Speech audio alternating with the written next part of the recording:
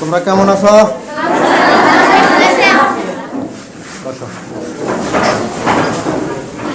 আমাদের মাঝে উপস্থিত হয়েছেন অত্র প্রতিষ্ঠানের মধ্যমণি শ্রদ্ধেয় অধ্যক্ষ জনাব সরোয়ার্দী স্যার। আজকে আমাদের এই ক্লাসে উপস্থিত হয়েছেন আমাদের বিদ্যালয়ের প্রধান অধ্যক্ষ মহোদয়। তাকে আসার জন্য আমরা অনেক ধন্যবাদ জানাচ্ছি।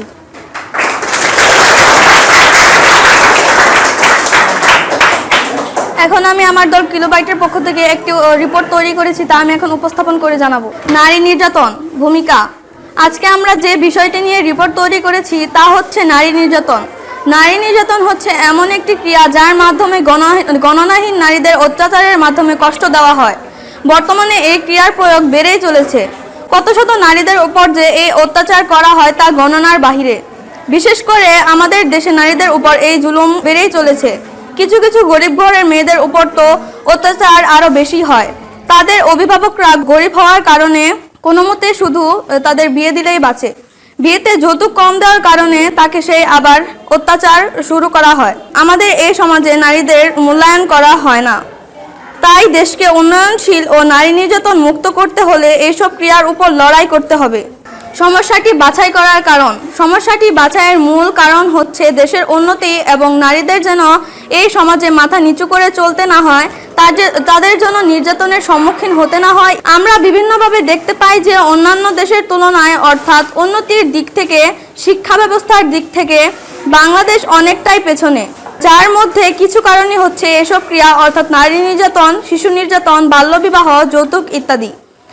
আবার আমাদের সমাজে নারীদের ততটা প্রাধান্য দেওয়া হয় না। তারা নানানভাবে নারীদের কষ্ট দিতেই থাকে। যেমন কিছুদিন আগে আমাদের এলাকায় একজন ব্যক্তি তার স্ত্রীকে যৌতুক কম দেওয়ার জন্য শাশুড়ি এবং দেবর দুজন মিলে একটি মহিলাকে মারধর করছে কোনো কারণ ছাড়াই। তো এইসব কারণেই আমি এই সমস্যাটি বাছাই করেছি যেন একটা নারী সমাজে মাথা উঁচু করে বাঁচতে পারে। যেভাবে তথ্য সংরক্ষণ করেছি, সমস্যাটি আমি আমার আশেপাশে এলাকায় এসব নানান সমস্যা আমি দেখেছি এবং সেখান থেকে ধারণা নিয়েছি। কিছুটা আমি মোবাইল ফোন থেকে ধারণা নিয়েছি, কিন্তু আমি সর্বপ্রথম এই সমস্যাগুলোর ব্যাপারে আমার বই থেকে জেনেছি। যে তথ্যটি পেয়েছি, আমাদের দেশে বেড়েই চলেছে নারী নির্যাতনের সকল প্রক্রিয়া, যার মধ্যে মেয়ে পাচার, অপহরণ, ধর্ষণ, নারীর উপর বেশি অত্যাচার ইত্যাদি। এছাড়া মেয়েদের মারধর, মেয়েদের দিয়ে অতি কষ্টের কাজ করানো তো আছেই। এছাড়া এ সম্পর্কে আমি আরও নানান তথ্য পেয়েছি। সমস্যাটি সমাধান আমরা যেভাবে বের করব। আমাদের সমাজে এমন মানুষ আছে যারা সমস্যাটি কাউকে প্রকাশ করতে চায় না। কিছু কিছু মানুষ লোকলজ্জায়, আবার কিছু ভয়ে। সমস্যাটি আমাদের অবশ্যই সমাধান করতে হবে, কঠিন প্রতিবাদ করতে হবে এই সমস্যাটির জন্য। এই সমস্যাটি সমাধানে আমরা যা যা করতে পারি তা হলো: 1. অবশ্যই সঠিকভাবে সমাধানটির জন্য অন্যায়কারীর নামে মামলা করতে হবে। 2. সমস্যাটি সমাধানের জন্য লড়াই করতে হবে। 3. সমস্যাটি তুলে ধরতে হবে। 4. অন্যায়কারীদের শাস্তি দিতে হবে। 5. সবাইকে সচেতন থাকতে হবে।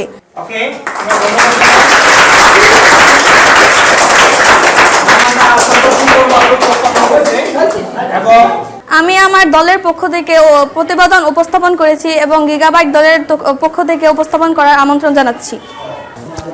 কিলোবাইট দলকে প্রতিবেদনটি উপস্থাপন করার জন্য আমি ধন্যবাদ জানাচ্ছি। আজকে আমাদের মাঝে উপস্থিত আছেন বিদ্যালয়ের সম্মানিত অধ্যক্ষ মহোদয়, তাকে আমরা স্বাগতম জানাই।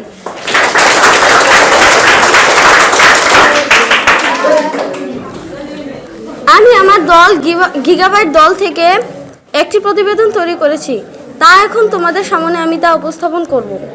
শিশুর দাঁত ব্যথা ও দাঁত ক্ষয় ভূমিকা।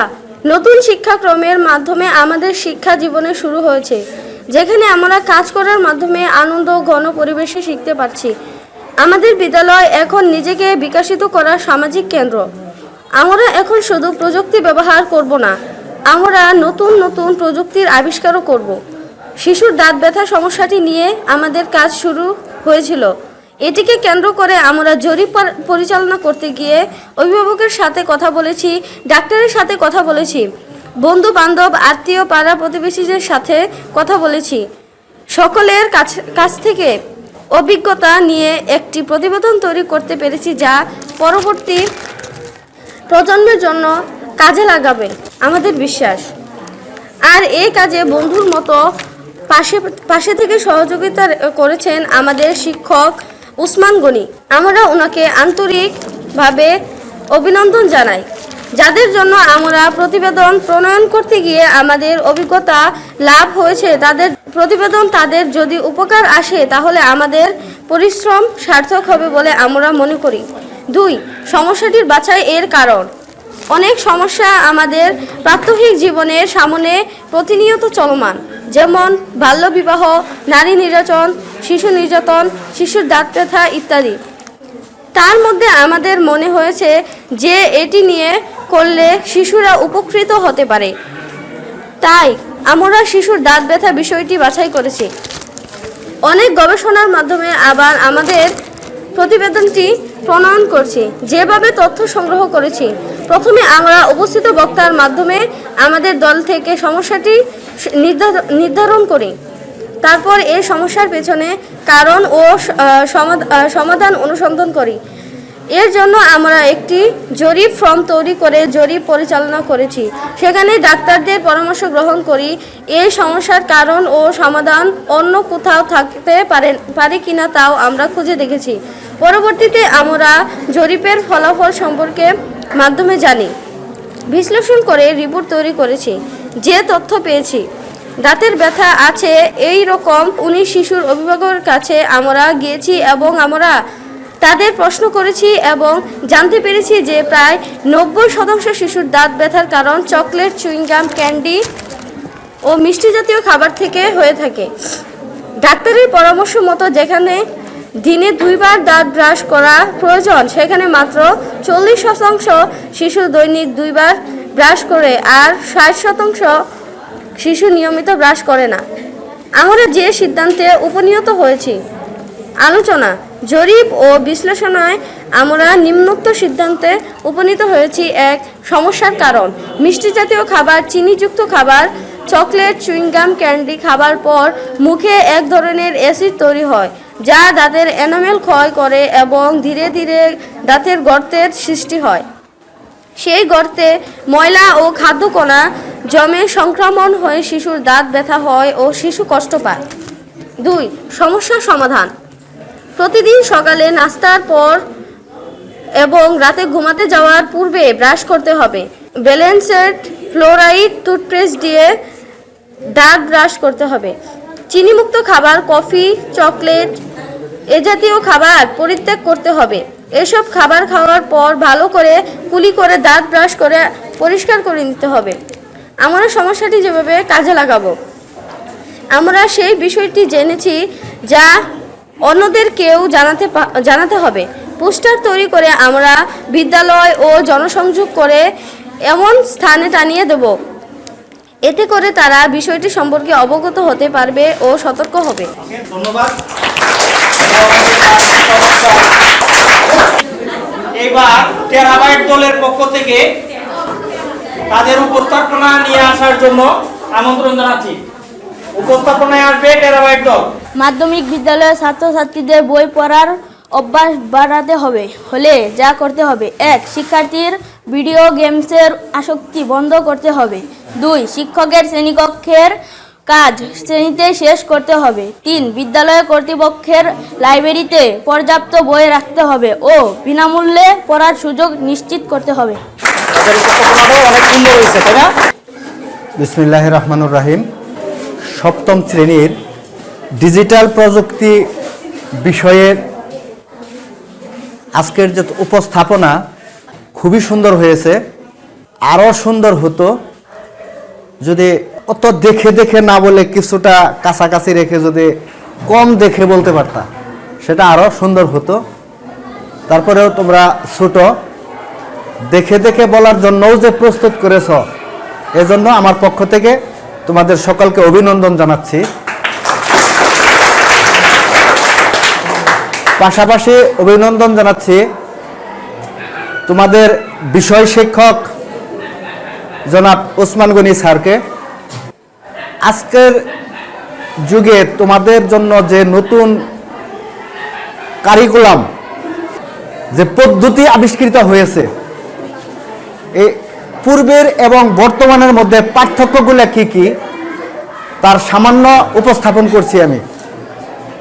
তোমরা হয়তো ইতিমধ্যে জেনে ফেলেছ যে তোমাদের পরীক্ষা পদ্ধতি কম, স্যারদের কাছে মার্ক বেশি। যেমন আজকে দল ভিত্তিক যে উপস্থাপন করছো, এই উপস্থাপন যে করতে পারছো এ কারণে এর উপর একটা মার্ক এসে গেছে। মার্ক আসবে কার কার? তোমাদের ক্লাসে ছাত্রছাত্রী কতজন? 150 জন, 195 জন। উপস্থিত আছে কতজন? উপস্থিত আছে 70 জন, 75 জন। ঠিক এতজনই মার্কটা পাবে। আজকের ফুল মার্কই পাবে শুধু এই আজকের যারা উপস্থিত আছো তারা, যারা উপস্থিত নাই তারা পাবে না। এই কারণে এখনকার কারিকুলামের পদ্ধতিটাই হলো প্রতিদিন শ্রেণীতে উপস্থিত থাকা একটা মার্ক বা নম্বর সংগ্রহের অন্যতম মাধ্যম, দল ভিত্তিক কাজ করা। তোমরা আগে যে মুখস্থ বিদ্যাগুলো করেছ আর আজকে যে কাজ করেছ, তুমি দাঁত ব্যথার জন্য কথা বলছো যে আমি কয়েকজন দাঁত ব্যথা রোগীর কাছে গেছি। প্রকৃতপক্ষে একজন দাঁত ব্যথা রোগীর কাছে যেতে হবে, যে দাঁত ব্যথাটা কেন হলো 5 জন রোগীর কাছে যেতে হবে। যার হয় নাই তার অভ্যাস কি, আর যার হয়েছে তার অভ্যাস কি। হয়েছে দেখছো কি, তুমি গবেষণা করে দেখছো যে আমরা চকলেট খাই বেশি, চকলেট খাওয়ার কারণে দাঁত ব্যথাগুলো হয়। এটা তোমার মধ্যে উপলব্ধি করতে হবে, আমি চকলেট খাবো না, কাউকে খেতে দেবো না, তবেই তুমি এখান থেকে বাঁচতে পারবা। ঠিক তোমরা যে প্রবলেমগুলো ফিল করছো এখানে বই পড়ার, আর তোমরা করছো কি নারী নির্যাতন, এগুলো সময় উপযোগী সকলগুলাই। বই পড়ার কোনো বিকল্প নেই। বই আছে কোথায়? লাইব্রেরিতে। তোমরা বিনামূল্যে বই নেওয়ার পদ্ধতি আছে আমাদের কাছে। তুমি যাবা, আমার একটা বই নিবা, সেটা নাটকের হতে পারে, গল্পের হতে পারে, গানের হতে পারে, কবিতার হতে পারে, ধর্মভিত্তিক হতে পারে, সকল ধরনের বই আমাদের লাইব্রেরিতে আছে। তুমি মনে করবা যে আমার একটা বই নিব আজকে, আমি তোমাকে নাম লিখে রোল নং লিখে দিবে, অত তারিখের মধ্যে জমা দিতে হবে, জমা দিতে হবে। তো এই যে দল ভিত্তিক কাজ, দলের মধ্যে তোমাদের দলের থেকে কাজ করছে কে? তোমার নাম কি? মোহনা। এখন যদি বলো যে মোহনা তুই লেগে নিয়ে আহিস, আমার কোনো কাজ নেই, সে কিন্তু পিছিয়ে যাওয়া, তারও কাজ আছে। অর্থাৎ 10 জন থাকলে 10 জনের মত নিয়ে এটা লেখা। ঠিক তোমার নাম কি? তামান্না। এতে কি তুমি মোহনাকে লিডারশিপ তৈরি করে দিতেছ। যোগ্যতাটা মোহনায় কানিতেছে যদি তুমি তাকে সম্পৃক্ত না থাকো, তার কাজের সাথে সম্পৃক্ত না থাকো, অথবা অন্য দিন যদি তুমি দলীয় নেতা না হও। প্রত্যেক দিনই মোহনা করবে, প্রত্যেক দিনই সে করবে, প্রত্যেক দিনই ও করবে। তার মানে কি নেতৃত্বটা তুমি তার হাতে দিয়ে দিতেছ। এটা এক এক দিন এক একজন দলনেতা হওয়ার চেষ্টা করতে হবে, যোগ্যতা বাড়াতে হবে। বই পড়ার কোনো বিকল্প নেই, বই পড়ে সমস্যা ফিল করতে হবে।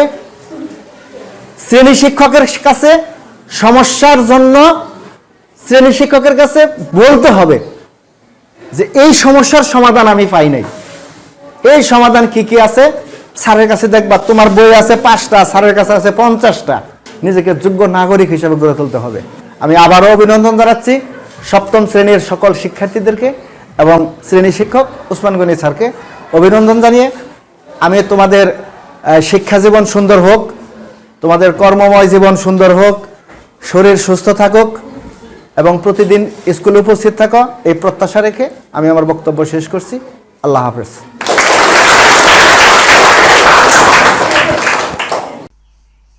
সেমিনারে উপস্থাপন শেষে নিচের ঘরে বিস্তারিত লিখি। বছর শেষে এগুলো আমাদের ডায়েরির মতো কাজে লাগবে। এখানে দেখুন, আমরা যখন সেমিনারটি শেষ করলাম, প্রত্যেকের বইয়ের 30 পৃষ্ঠায় এই চকটি রয়েছে। এই চকটি পূরণ করবে।